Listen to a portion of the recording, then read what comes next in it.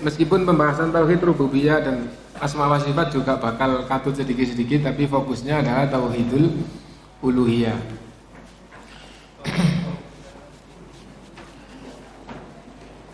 Pertanyaan yang ketiga. Jadi ini santai dulu ya. Santai dulu ini. Pertanyaan yang ketiga.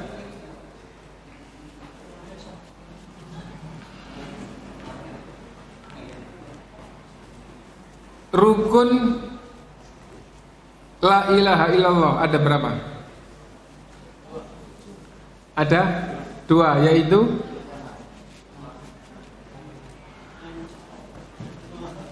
menetapkan dan meniadakan. Ya, menetapkan ketauhidan hanya kepada Allah dan meniadakan segala yang disembah selain Allah. Dapat hadiah buku yang itu nanti dipakai yang lain. Ini ada 10 ya. Masih ada 7, nanti saya serahkan ke Pak Sultan. Terserah Bapak nanti ya. Tadi Pak Sultan 1 sama Bapaknya sebelah kanan sama Mas Ali. Nah, alhamdulillah kita bisa mempelajari buku yang insya Allah sangat bagus. Yang pakai fotokopian mulainya halaman 9. Langsung bab pertama itu di halaman 9.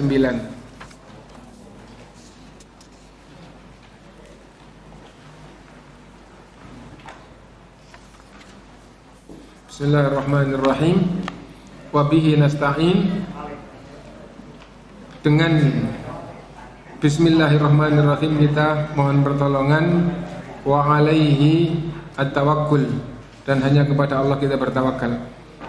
Bab 1 Kitab Tauhid. Jadi kita karena belajarnya rutin setiap Rabu insyaallah ya, kita usahakan fokus ke kitab Arab, khususnya yang lancar baca Quran supaya biasa pakai kitab Arab. Yang kedua, keterangannya mudah-mudahan tidak panjang-panjang. Dengan begitu 67 bab mudah-mudahan setahun sudah khatam. Terus kita ganti buku yang baru tahun depan gitu. Nah, dan insya Allah faedahnya nanti terkandung secara rinci per nomor setelah ayat setelah hadis. Ya. Nah, Kitab Tauhid. Kitab Tauhid. Kitab kumpulan bab itu disebut dengan kitab. Tauhid artinya mengisahkan Allah. Mengisahkan Allah ya. Jadi semuanya agar perhatian, yang dimaksud dengan tauhid adalah mengisahkan Allah. Di sini tidak dijelaskan, tapi di syarahnya dan di kitab-kitab lain yang rinci dijelaskan bahwa mentauhidkan Allah atau mengisahkan Allah itu di dalam 3 hal. Mengisahkan Allah di dalam bab ketuhanan. Bahasa Arabnya tauhidur rububiyah. Ya, mengisahkan Allah di dalam bab ketuhanan. Apa maksudnya? Meyakini satu-satunya Tuhan adalah Allah. Kalau tidak punya keyakinan begini, menuhankan selain Allah, berarti dia musyrik. Nah, itu alhamdulillah sudah jelas. Dan kalau ada yang penting untuk dicatat secara singkat, Tuhan itu apa? Tuhan itu pencipta, pengatur, dan penguasa atau pemilik. Penguasa pemilik disebut jadi satu karena itu satu nomor. Akan menguasai secara sempurna apabila dia memiliki secara sempurna. Kalau miliknya secara sempurna, maka dia pasti menguasai secara sempurna. Nah, jadi itu. Nah, jadi Tuhan itu adalah pencipta, pengatur, dan pemilik. Dan sudah pernah kita sampaikan untuk dengan kalimat dibalik, untuk mengetahui apabila ada sesuatu penciptanya bukan dia, berarti dia bukan Tuhan, karena Tuhan itu adalah pencipta. Pencipta apa? Pencipta segala yang ada. Nah, segala yang ada, dari tidak ada menjadi ada. Kalau misalnya mobil dulu ndak ada, terus ada mobil, berarti yang menciptakan mobil lah Tuhan. Gitu. Manusia itu hanya bisa merubah bentuk, tidak bisa menciptakan dari tidak ada menjadi ada. Dengan ungkapan lain, menciptakan tanpa bahan. Coba ciptakan mobil, atau nggak usah mobil, bannya saja, tapi tanpa bahan. Manusia tidak bisa dari kosong terus menghadirkan sesuatu, tidak bisa. Manusia diberi kemampuan oleh Allah untuk mengolah itu. Dan pembahasan penciptaan yang dasar adalah menciptakan dari tidak ada menjadi ada. Rasulullah SAW bersabda, kanallahu walam yakun syai'. Gitu. Allah ada dan tidak ada apapun selain Allah. Tidak ada apapun selain Allah. Kapan itu? Zaman azali, zaman sebelum Allah menciptakan makhluk. Zaman sebelum Allah menciptakan makhluk. Allah ada dan tidak ada apapun selain Allah. Dan ada dalil yang dari sisi lafaz diambil faedah bahwa awalnya tidak ada apa-apa. Dari sisi lafaz diambil faedah gitu, yaitu Rasulullah SAW bersabda, awwalu ma khalaqallahul qalam. Pertama kali yang Allah ciptakan adalah pena. Nah, berarti mengandung makna sebelum Allah menciptakan makhluk pertama, berarti belum ada apapun selain Allah. Nah, kalau belum ada apapun selain Allah, lalu menciptakan makhluk menjadi ada dengan bahan apa? Tidak pakai bahan. Menciptakan dari tidak ada menjadi ada. Nah, itu. Kemudian tauhid yang kedua, uluhiyah, kita sudah pernah memahami bersama di majelis ini. Apa tauhid uluhiyah? Mengisahkan Allah dalam peribadatan, segala aktivitas hamba lahir maupun batin. Segala aktivitas hamba lahir maupun batin yang bermakna ibadah harus hanya kepada Allah, yaitu mentauhidkan Allah dalam ibadah. Lalu kita menyampaikan apa bedanya rububiyah dan uluhiyah. Rububiyah, ketuhanan, Allah yang berbuat. Kalau mengisahkan Allah dalam bab ketuhanan, mengisahkan satu-satunya pencipta, mengisahkan satu-satunya pengatur alam semesta, mengisahkan satu-satunya pemilik dan penguasa alam. Nah, pencipta, pengatur, penguasa itu semuanya perbuatannya. Jadi kalau tauhid rububiyah itu meyakini Allah lah satu-satunya yang berbuat. Kalau tauhid uluhiyah mengisahkan Allah dalam peribadatan, hamba yang berbuat. Hamba yang berbuat. Perbuatan hamba yang mengandung makna ibadah harus hanya untuk Allah. Itu tauhid uluhiyah.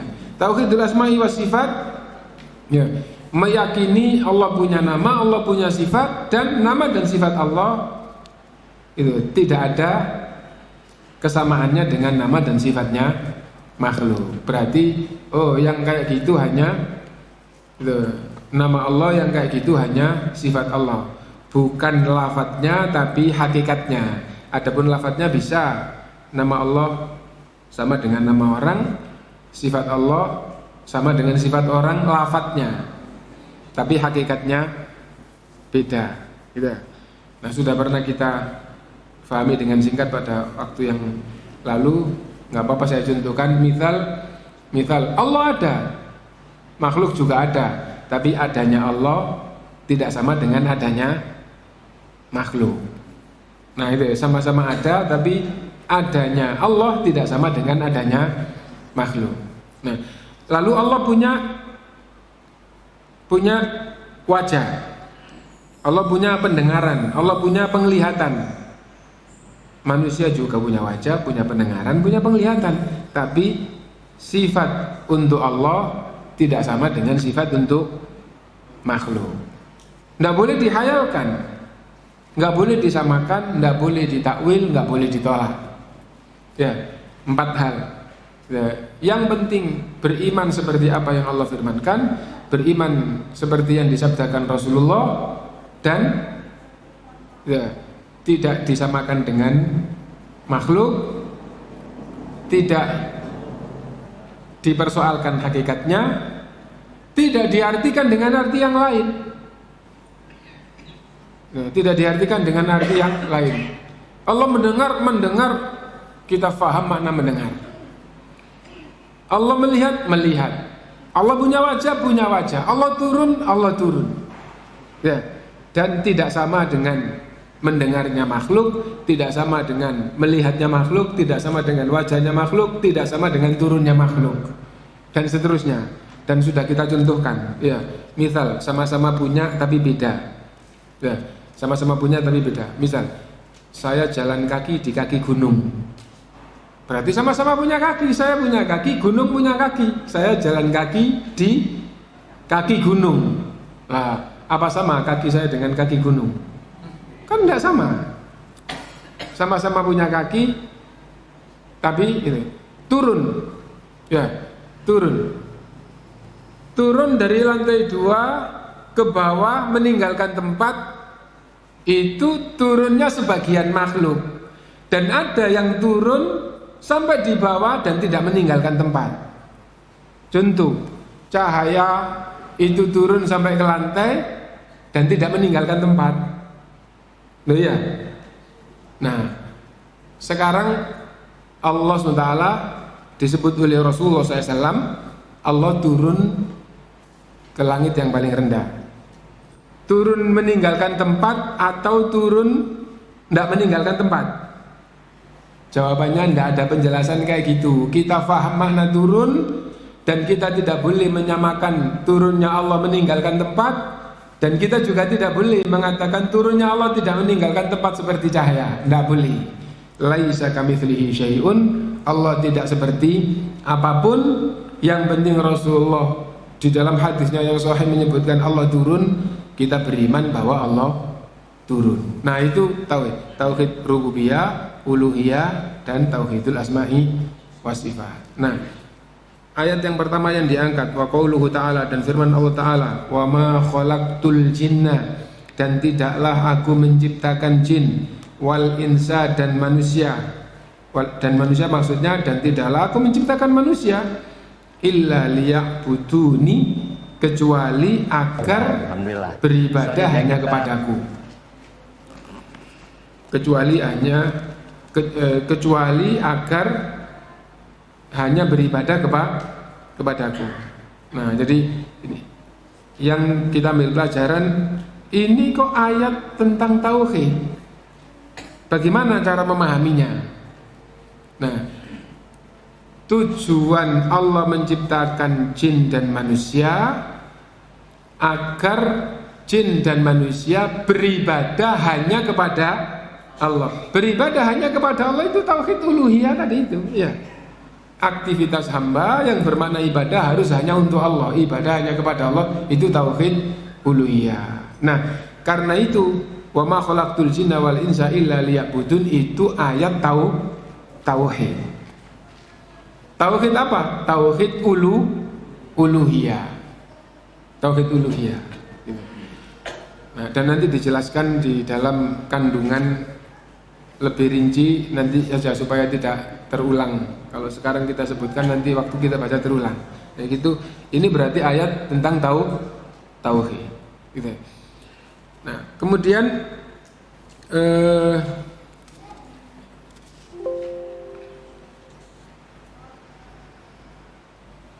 enggak apa-apa sedikit ya.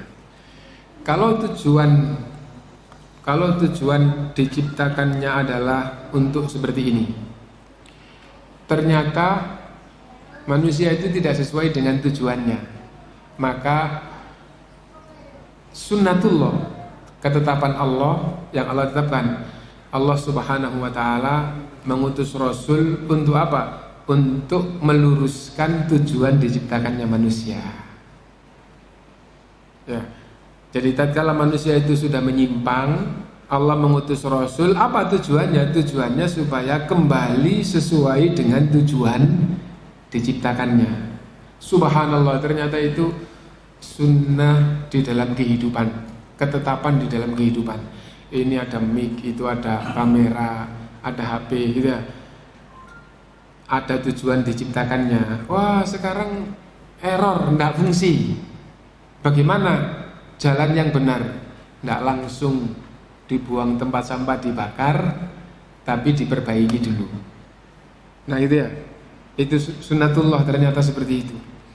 Manusia tujuan diciptakannya adalah untuk mengabdi kepada Allah, ternyata tidak mengabdi kepada Allah.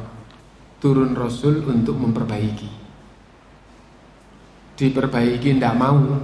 Wah, kalau sudah betul-betul diputuskan secara mutlak tidak bisa baik, ya udah dibakar, dihancurkan, diadab. Nah itu. Nah, kapan diputuskan secara pasti tidak bisa diperbaiki? Kalau sudah mati. Akhirnya mati dalam keadaan musyrik, mati dalam keadaan kafir, diadab di neraka selama-lamanya. Nah itu. Nah, wa qauluhu ta'ala, ayat yang kedua, wa laqad ba'atsna fi kulli ummatir rasulan an ibudullaha wajtanibut taghut. Dan sungguh, wa laqad ba'atsna, dan sungguh kami telah mengutus, fi kulli ummatin, pada setiap umat, rasulan, seorang rasul, an ibudullaha, agar Rasul tersebut menyeru kepada umatnya, kepada setiap umat tadi, kepada umatnya, beribadahlah hanya kepada Allah. Itu seruan Rasul. Agar apa? Agar Rasul tersebut menyeru kepada umatnya, ubudullaha, beribadahlah hanya kepada Allah. Wajtanibut taghut, dan jauhilah taghut. Jauhilah taghut. Gitu. Ada yang luput itu. Kalimat tauhid itu apa? La ilaha illallah, itu disebut dengan kalimat tauhid. Ya. Ayat yang pertama tadi itu juga mengandung kesimpulan la ilaha illallah. Ya. Beribadah hanya kepada Allah. Mafhum mukhalafahnya tidak beribadah kepada yang lain. Nah, hanya saja tidak langsung. Kalau di sini lebih langsung. Gitu. Bagaimana lebih langsung? Agar menyerukan ibadahlah hanya kepada Allah dan jauhilah taghut. Ibadahlah hanya kepada Allah itu tahqiqut tauhid, yaitu mengisahkan hanya kepada Allah dalam ibadah. Wajtanibut taghut, itu adalah makna dari la ilaha. La ilaha, tidak ada yang berhak diibadahi. Taghut itu enggak berhak, maka dijauhi.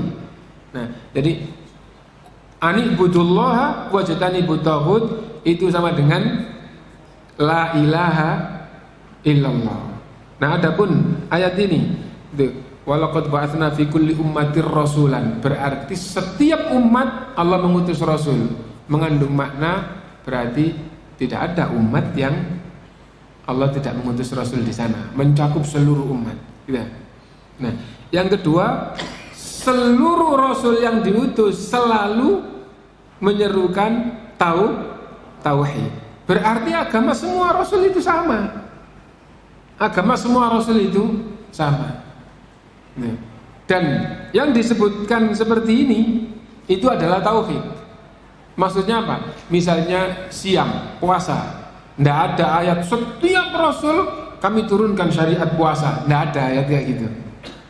Ya, tapi setiap rasul Allah SWT ya, memerintahkan agar menyerukan tauhid. Anibudullaha wajtanibut taghut. Nah, karena itu agama setiap rasul itu adalah tauhid.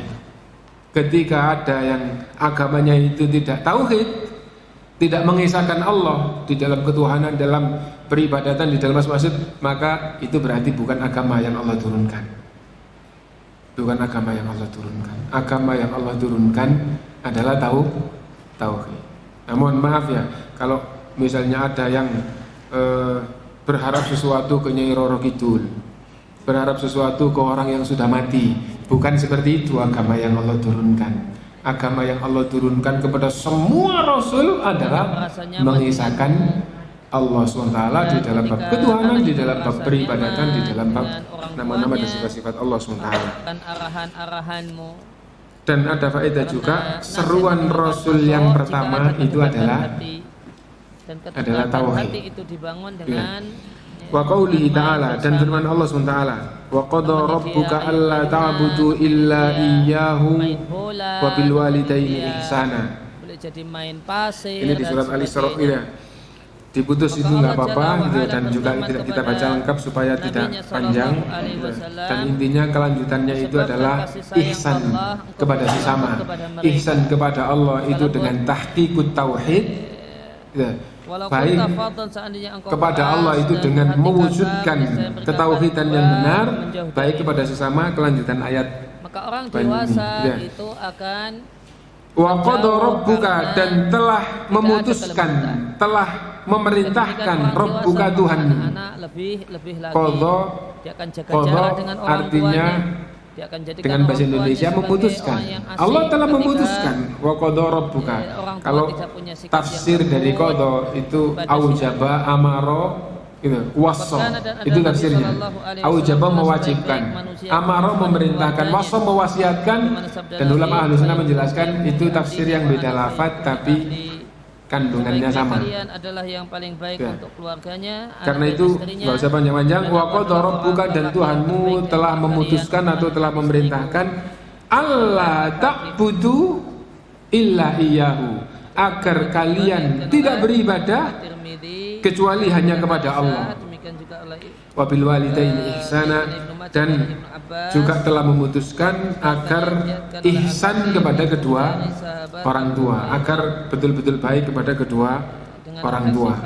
Nah, ini ajaran Islam. Nah, yang diambil pelajaran di sini alla ta'budu illa iyyahu, dan itu juga makna la ilaha illallah. La ta'budu illa iyyahu, la ilaha illallah. Nah itu, jangan beribadah kecuali hanya kepada Allah. La ta'budu, janganlah kalian beribadah illa iyyahu, kecuali hanya kepadanya. Nah sesungguhnya itu juga makna la ilaha illallah. Gitu. Wa qaulihi ta'ala, dan firman Allah Ta'ala, wa'budullaha wa la tusyriku bihi syai'a, beribadalah hanya kepada Allah dan jangan menyekutukan Allah dengan sesuatu pun. Jangan menyekutukan Allah dengan sesuatu pun, sebagaimana mengisahkan Allah di dalam 3 hal, maka menyekutukan Allah juga di dalam 3 hal. Jangan menyekutukan Allah baik dalam bab ketuhanan maupun dalam bab peribadatan maupun di dalam bab nama-nama dan sifat-sifat Allah. Tidak boleh menyekutukan Allah Subhanahu wa ta'ala. Menyekutukan Allah di dalam bab ketuhanan juga musyrik. Menyekutukan Allah di dalam peribadatan juga musyrik. Menyekutukan Allah di dalam tauhidul asma'i was sifat juga musyrik. Nah, dan terjerumus kepada kesyirikan satu itu sudah membatalkan seluruh keimanan, maksudnya seluruh keimanan sampai dasar-dasarnya, seluruh amal ibadah juga akhirnya itu batal semua, terhapus semuanya. Nah karena itu menyekutukan Allah baik di dalam bab ketuhanan maupun di dalam bab peribadatan maupun di dalam tauhidul asma'i was sifat itu sesungguhnya sama hukumnya, yaitu musyrik. Kalau masuk di dalam syirik kecil berarti imannya tidak sampai batal, tapi kalau masuk di dalam bab syirik besar maka imannya batal meskipun menyekutukan Allah di dalam sebagian sifat, tapi menyekutukannya masuk di dalam menyekutukan syirik besar, maka imannya batal, ibadahnya semuanya batal. Dan ayat yang terakhir, wa qoulihi ta'ala, dan firman Allah Ta'ala, qul ta'alau atlu ma harrama rabbukum alaikum alla tusyriku bihi syai'a wa bil walidaini ihsana. Surat Al-Maidah, surat Al-An'am ayat 151. Terus di catatan di bawah itu al-ayat karena sampai satu ayat sampai ayat 153, 151, 152, 153. Ya. Qul ta'alau, katakanlah wahai Muhammad SAW, ta'alau, kemarilah. Atlu ma harrama rabbukum alaikum. Aku bacakan apa yang diharamkan Allah pada kalian. Apa saja sih yang haram-haram itu? Allah tusyriku bihi syai'a wa bil walidaini ihsana wa la taqtulun nafsal lati harramallahu illa bil haqq.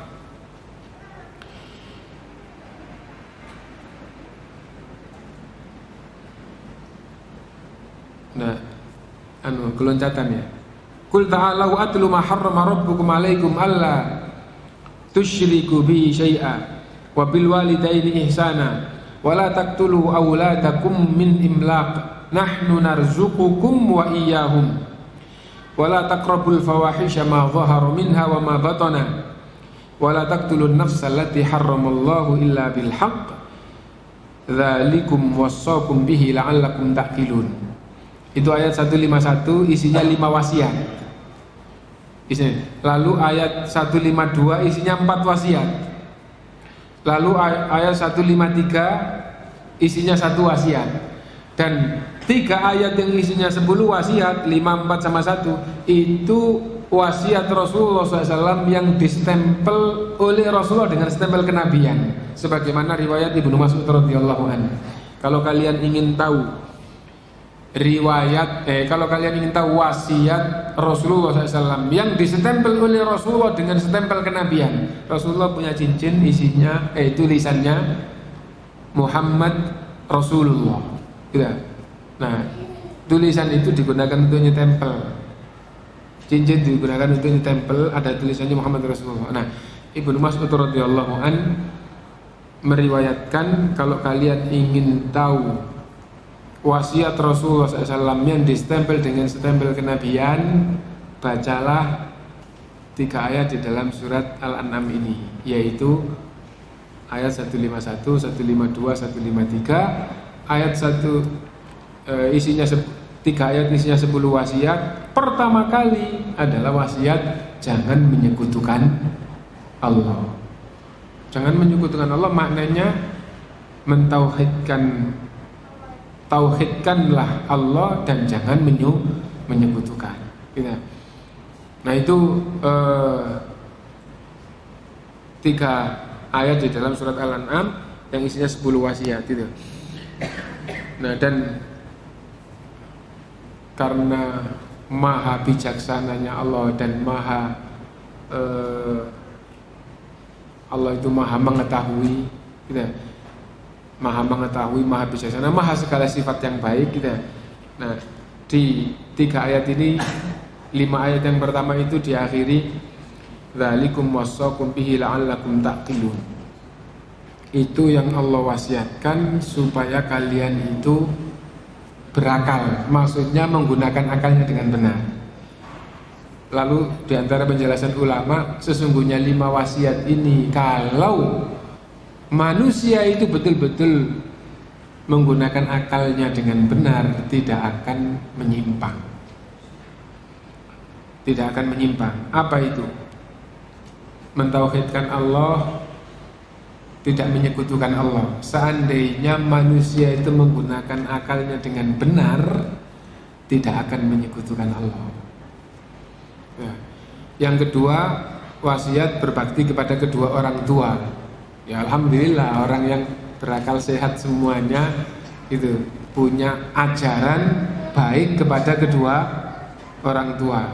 Yang nggak kayak gitu itu orang yang akalnya sudah tidak sehat. Adapun tidak melakukan itu bab lain. Tapi semua akal sehat akan mengatakan bahwa itu suatu keharusan. Yang ketiga, jangan membunuh anak kalian karena takut miskin. Wala taqtulu auladakum min imlaq. Jangan kamu membunuh anak kalian karena takut miskin. Kenapa? Nahnu narzuqukum wa iyyahum. Yang memberi rezeki kalian wahai orang yang punya anak adalah Allah, dan nanti yang memberi rezeki anak kalian itu juga Allah. Bukankah kalian dulu lahir seperti anak itu, tidak punya apa-apa. Lah kalian sekarang bisa makan, punya segala macam sarana. Nah, yang memberi rezeki adalah Allah, maka yang memberi rezeki anakmu itu juga Allah. Nah, kalau akal itu digunakan, maka tidak akan menyimpang dalam ini. Yang keempat, itu wala taqrabul fawahisya. Kamu jangan mendekati perbuatan keji. Namanya orang berakal sehat tidak akan mendekati perbuatan keji. Nah, keji itu apa sih? Keji itu dinilai oleh akal, oleh fitrah hina, jelek, dan dengan dalil lebih nyata bahwa itu juga jelek, itu adalah keji. Wala taqrabul fawahisya ma dhahara minha wa ma batan. Dan yang kelima, wala taqtulun nafsal lati harramallahu illa bil haqq. Jangan membunuh orang. Jangan membunuh orang Islam kecuali dengan cara yang benar. Lah kalau caranya benar bagaimana? Boleh, bahkan mendapatkan pahala yang besar. Membunuh orang Islam dengan cara yang benar. Nah, cara membunuh orang Islam yang benar itu gimana? Kisos atau rajam atau apa? Apa? Gitu.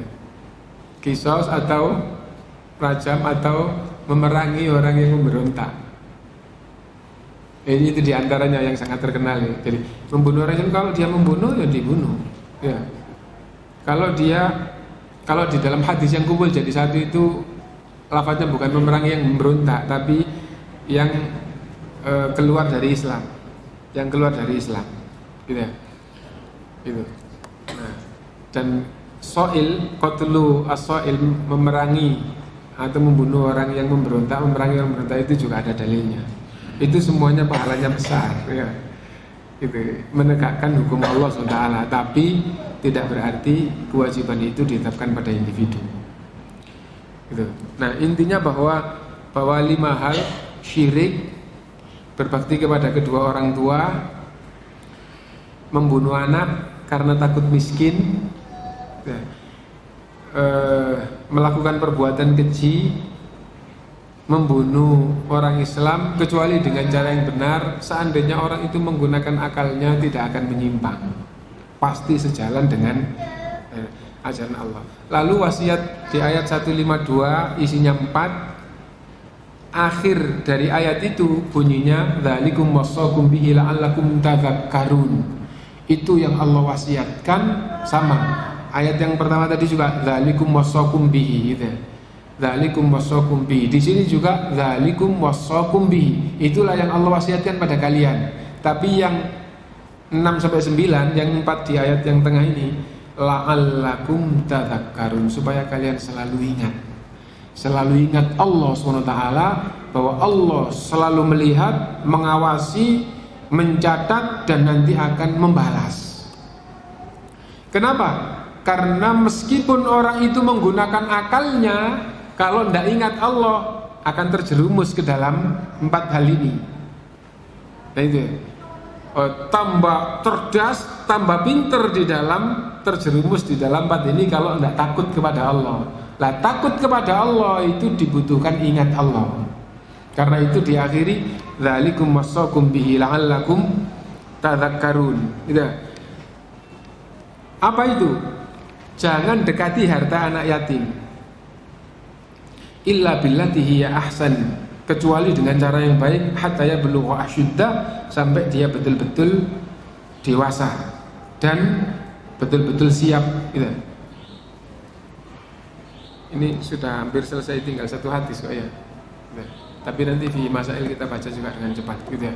Dan di bab-bab awal itu agak panjang, tapi nanti bab-bab berikutnya pendek-pendek. Kita mudah-mudahan satu pertemuan bisa 3 bab. Tapi nanti yang pendek-pendek. Nah, apa ya? Ini penting karena intinya nanti ada yang ayat yang terakhir ya.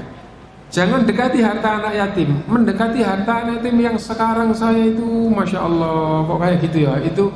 Itu mohon maaf ya, saya menilai,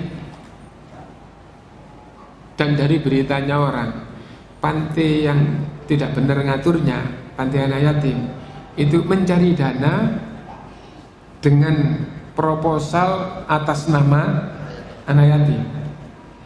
Tapi masya Allah bangunannya besar, ya. Terus ada yang punya mobil Innova, yang naikin siapa?